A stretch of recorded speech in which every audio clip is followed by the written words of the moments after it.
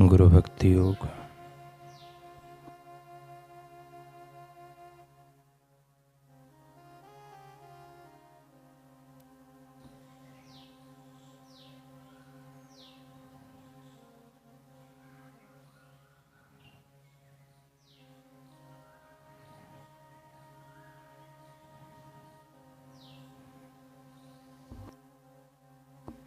जो उच्चतर ज्ञान चित्त में से निष्पन्न होता है वह विचारों के रूप में नहीं अपितु शक्ति के रूप में होता है।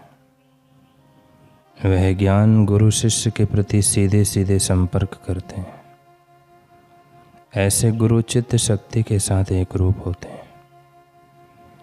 ईश्वर साक्षात्कार केवल स्वप्रयत्न से ही नहीं हो सकता, उसके लिए गुरु कृपा अत्यंत आवश्यक है।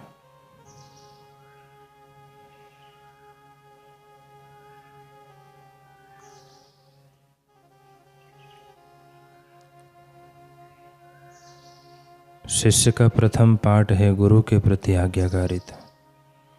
आज्ञा पालन माने गुरु एवं बुजुर्गों के आदेशों को पालने की इच्छा। जो शिष्य अपने गुरु की आज्ञा मानता है वही अपनी स्थूल प्रकृति पर नियंत्रण पा सकता है। नम्रता, भक्तिभाव, निरंकारीपना आदि सब दिव्य गुण गुरु की आज्ञा का पालन करने से ही प्रकट होते हैं। गुरु के आदेशों में शंका नहीं करना या उनके पालन में आलस्य नहीं करना, यही गुरु के प्रति सच्ची आज्ञाकारिता है। गुरु की आज्ञा का पालन सब कार्यों में सफलता की जननी है। गुरु जो आज्ञा करे वह काम करना और मना करे वह काम ना करना, यही गुरु के प्रति सच्ची आज्ञाकारिता है। भलाई की एक नदी है जो ईश्वर के चरण कमलों से निकलती है और गुरु की आज्ञा पालन के मार्ग से बहती है।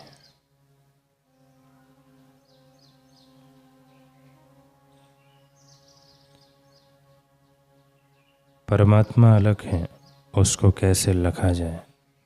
मन बुद्धि की उस तक पहुँच नहीं है तो उसको कैसे पाएं।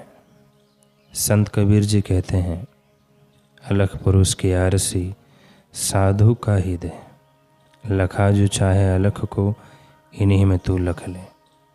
परमात्मा अपनी खबरें देता है किसी मानव तन के द्वारा ही। जिस तन से उसकी खबरें प्रकट होती है वही मानव सद्गुरु कहलाते हैं।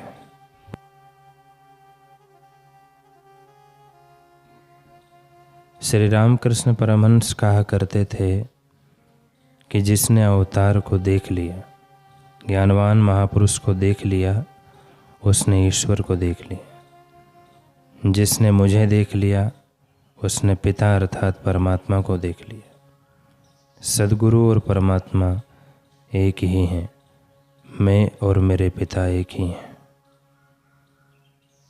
एक भक्त रामकृष्ण परमहंस जी के दर्शन करने आता और अपलक नेत्रों से उन्हें देखता रहता।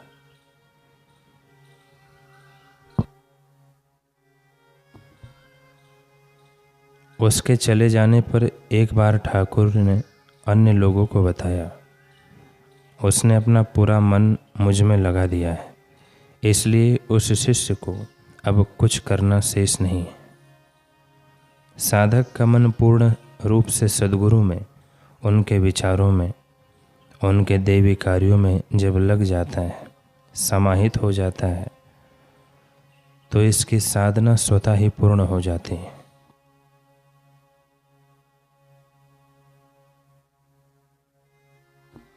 परमहंस जी कहते हैं, गुरु ही सर्वे सर्वा है, गुरु से बढ़कर कोई भी नहीं। सनातन शास्त्रों ने भी इस बात को स्वीकार किया है।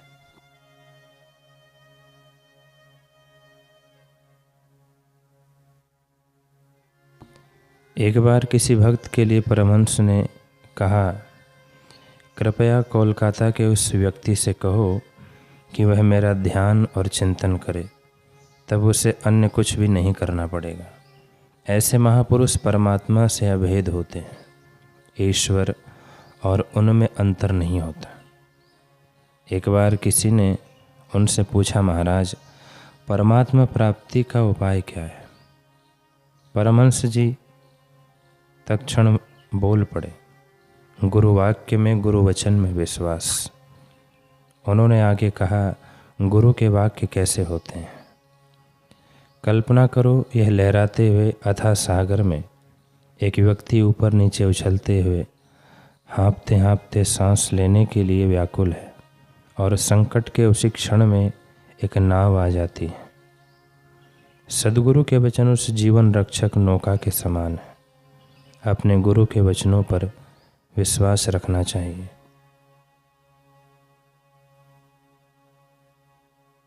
एक बार गुरु को चुन लेने और स्वीकार कर लेने के बाद उन्हें कभी नहीं छोड़ना चाहिए।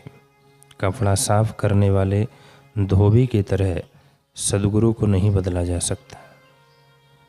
किसी ने पूछा, गुरु क्या होते हैं? परमहंस जी बोले, गुरु सुमेल कराने वाले होते हैं।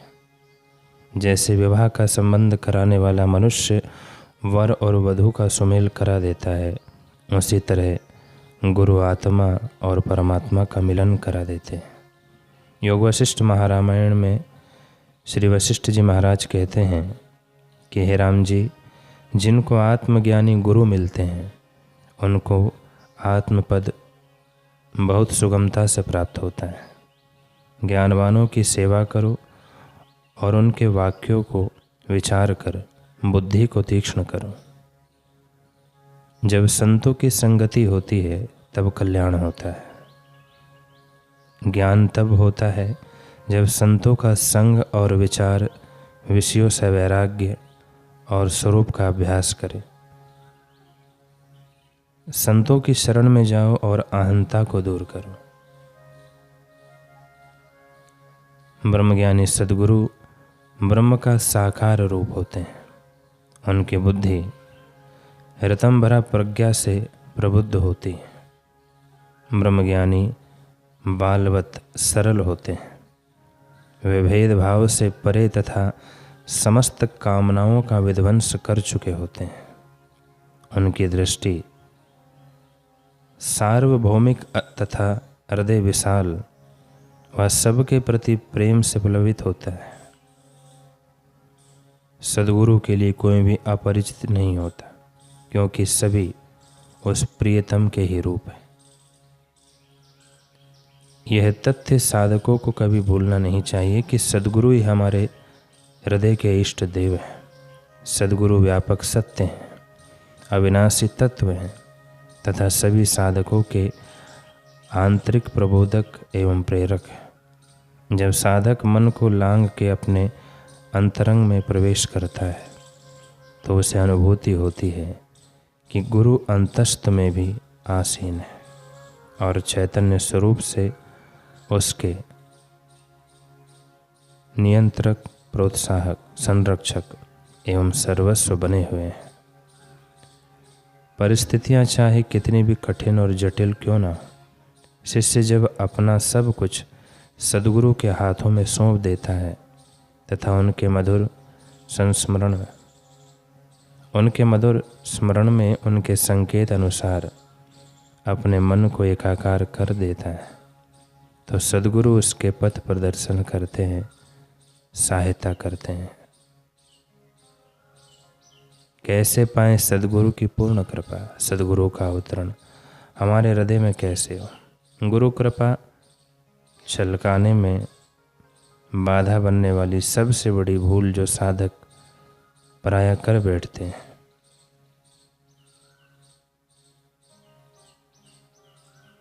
वह है सारी सृष्टि में व्यापक रूप से रम रहे गुरु तत्व की अवहेलना। शिष्य की अंतस्थ चेतना में अंतर्यामी सद्गुरु अपना रहस्य वास्तविक स्वरूप बताते हुए कहते हैं, मुझे अपने भीतर खोजो एवं पाओ, और हर व्यक्ति वह प्रत्येक वस्तु में ज्ञानपूर्वक निहारो। मैं सभी प्राणियों में आसीन हूँ, उनसे वासना रहित निस्वार्थ प्रेम करना तथा उनकी सेवा करना। इसका अर्थ है मुझसे अर्थात सद्गुरु से प्रेम करना, मेरी सेवा करना, सद्गुरु को केवल एक ही शरीर में मानने तथा औरों के प्रति घृणा व प्रतिकूल व्यवहार द्वारा उनकी उपेक्षा करने से शिष्य पर गुरु कृपा का अवतरण नहीं हो पाता। गुरु कृपा प्राप्त करने हेतु जो मुख्य गुण चाहिए वह है शिष्य के भीतर आसीन जो निर्वासनिक सर्वहितकारी गुरु तत्व है, उसकी इच्छा के प्रति पूर्ण आत्मस्वीकृति।